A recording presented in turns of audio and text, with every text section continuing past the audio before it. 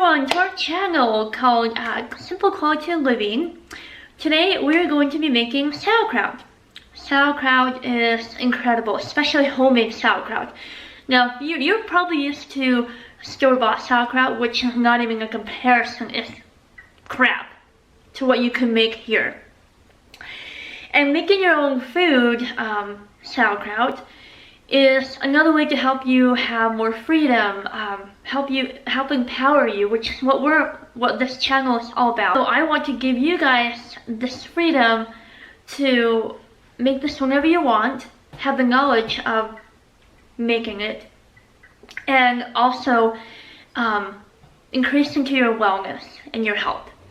So the recipe that I'm going to use, I actually got from Masontops. So in fact, this is where I got the fermenting kit, is from Masontops. So there are a lot of kits out there. There are a lot of different ways to ferment. This is the way that I've been able to find that was the easiest and the simplest. Where I got my kit and my knowledge and my recipe about fermenting, well, there are a few books, but one of them was from Masontops. It's just a small little book right here, and just gives you a few basic recipes of how to start your ferment. So I think, so if you want to start simple, this is a great way to go. For your food to not be exposed to oxygen, you do need to seal it up somehow. There are a lot of airlock, air seal supplies out there, but I've been able to find that the simplest way is to use a pickle pipe, this little pickle pipe. And pretty much what it does, you seal off your jar. So once you get your ferment, you seal off, you put the pickle pipe on the top, put a lid, a ring around, and then you just let it do its thing. And what it does is, in this pickle pipe, you have, it looks like a nipple, right? And in here, it has like a little hole in here where the as the CO2 is building up, as this gas is building up in the jar, it's going to release it. It's going to come through that little hole. A lot of people will just put like just a regular lid if they don't have this stuff, and just we call it burping, and they have to burp this, release this gas on a daily basis or every other day, because if the CO2 builds up in this jar and you don't release it, it will burst. It will bust through the glass. It is messy. Thankfully, I learned from the beginning to not make that mistake from other friends and just went with this. The recipe in the book is 1 quart. But this is 2 quarts, so this is half a gallon. I'm going to double it or even triple it because I do not want to make this again next week. I'd rather just make it all in one batch, and then I don't have to do this again for a while. So I'd rather just do it all at once. So the amount that I'm going to be using will be more than what the recipe calls for. So the recipe calls for 2 pounds of cabbage. This is about 4 pounds of cabbage, because again, I'm doubling it or even tripling it. In fact, I have 2 heads. This is 3.5, and the other one I think is 4 pounds.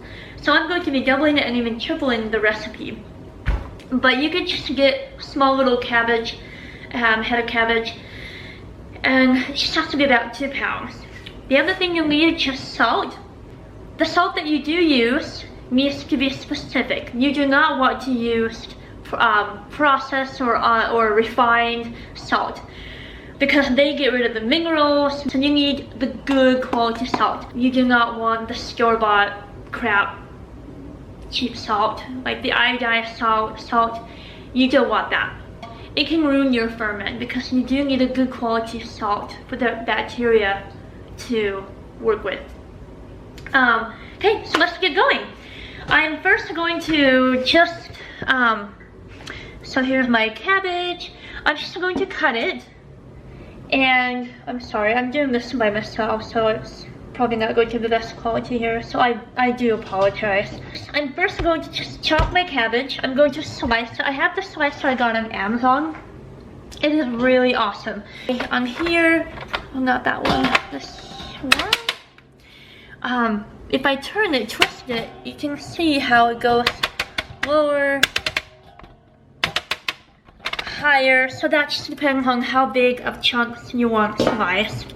You will want to slice this really thin. So I'm going to want it in a more of a lower setting. You can use any slicer. Any slicer will work. You just want, you can even, and before I even got the slicer, I used to do it by hand, which still works. And sometimes if I'm not in the mood to clean this, I'll just, you know, use less supplies. I'll just do it by hand and it works just fine. You just want to do it really thin slices.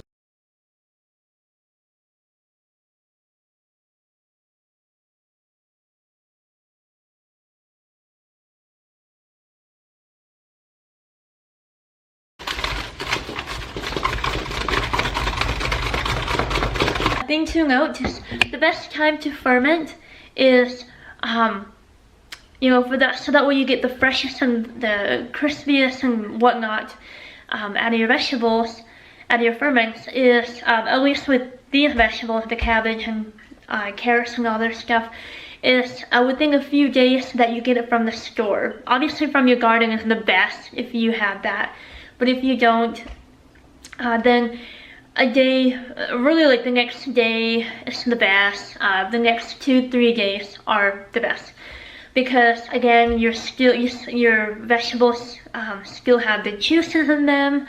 They have the freshness. I'm now done slicing and cutting everything, and I gotta tell you guys something about this. So these are cutting gloves. They are really awesome, especially with my slicer. I have cut myself, in fact I cut myself just barely using the slicer because I thought, oh, I don't need my gloves this time. I always say that, right? And I always end up needing my gloves. These help from you getting cuts.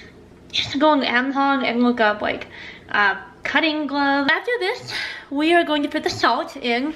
So for this recipe, I am doubling it, but generally it's just 1 tablespoon of salt. I'm going to put in 2 or 3 because I'm doubling or tripling my batch. This is the Himalayan salt. It's really great. And you just want to just sprinkle it all over. Now what I'm going to do is I'm actually going to massage it, because what that is doing is it is going to break up the cell walls of this cabbage, so that way the salt can start going in there and start absorbing the water from the cabbage. Massage it for a minute. It is already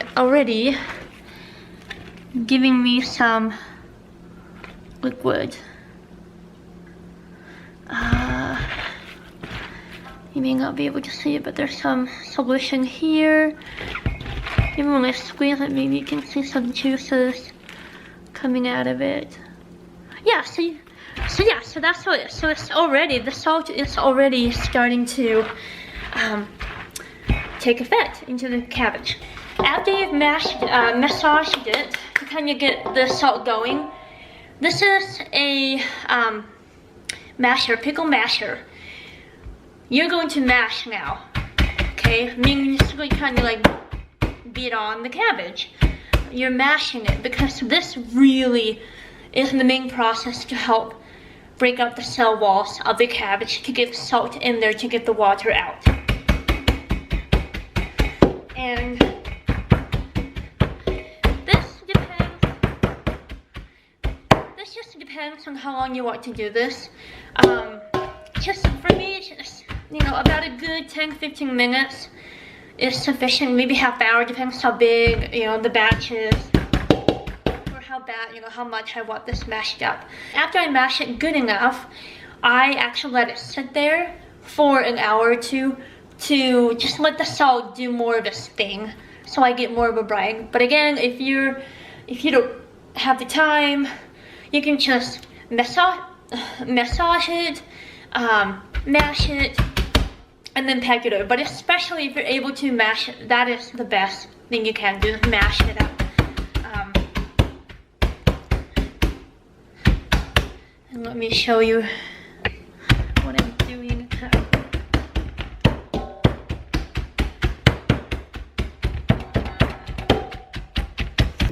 now I have my jar, and I have this little funnel thing that's really handy because I can do it by hand, but it's just really messy without it. So what I'm going to do now, I'm going to pack it in there. So you want to do this a little at a time, because you may, if you just do it all together, all at once, there may be some air in here, and you don't want any air, because again, remember, if the bacteria is exposed to the air, it will ruin your ferment. It needs to be an anaerobic environment, no oxygen. So I'm just going to grab a chunk and just put it in here. And I'm going to pack it. Just pack it really nice, make sure there's no air in there. Again, I'm so sorry about the noise.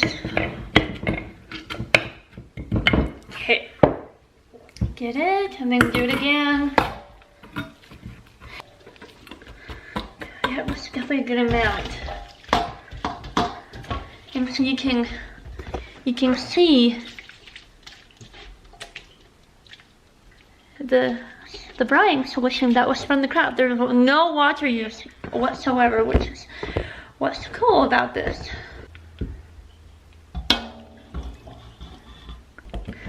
Again, just pack it down.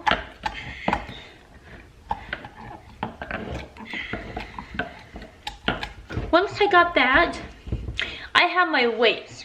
They are my pickle pebbles, or my my pucks, my pickle pucks. There are, I think in the old kit, there used to be this one where you grab on to the middle portion to get out of it. That makes it a little harder because it still slips, and your hands may not fit around it, especially if you have bigger hands. So they have these new ones where they're so great. They're easily just grab it from here instead of trying to put your fingers around it and trying to grab it from the inside. It's just a pain. So these are really awesome. So what you'll do, you'll just, because you'll need a weight to keep the vegetables from being exposed to the air, which is why we have the weight. Put it down like this. Okay, a little trick I have done now, because sometimes if the mouth is too wide, there's not enough room for it to, it's not big enough to fit the whole space. So what I actually do is muslin towel or cheesecloth, and I actually put it in here. So the reason why it's colors is because for my other ferments, when I've used curry and cayenne pepper and all that stuff, which is really yummy, and that will be for future videos. So if you want to learn how to have sauerkraut with that, then something to look forward to. But today we're just doing the basic basic sauerkraut. So I just put it on the top, and then I get a fork, and I just I tuck it in right here. See how I'm just tucking it on the outside, and that way the vegetables are they don't go in, it doesn't go inside. But I just kind of tuck it in there. Finish it off. And then I just put the weight down, so that way I am submerging everything in here.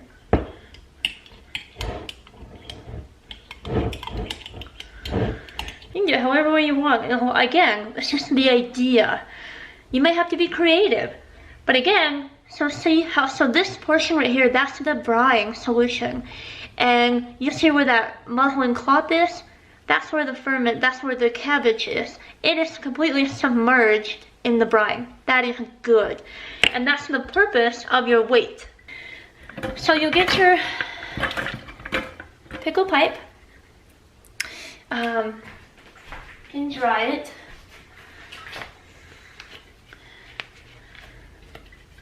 You can even dry and wipe off the top of here, so that way it's nice and yeah. And then you'll just put it on the top. Get one of your rings that you get when you can, and just put it like that and just screw it on, and that's it. So now you are ready to put this away in a dark place, like I talked about in my fermentation 101. Once you are done charring up your cabbage and it's ready to go in a dark spot or somewhere without direct sunlight, it is up to you to see how long you want it fermenting. It can be up to 4 weeks. I would start with a couple of weeks first, and throughout that time, check up on it, make sure it's not overflowing, make sure there's no mold, if there's any type of cum, which is like a yeast. And even then, that does not necessarily mean that it's ruined. During that time, check up on it. You can taste it to see if it's up to your liking as well. That's how long you know how long to keep it fermented. It's up to your taste.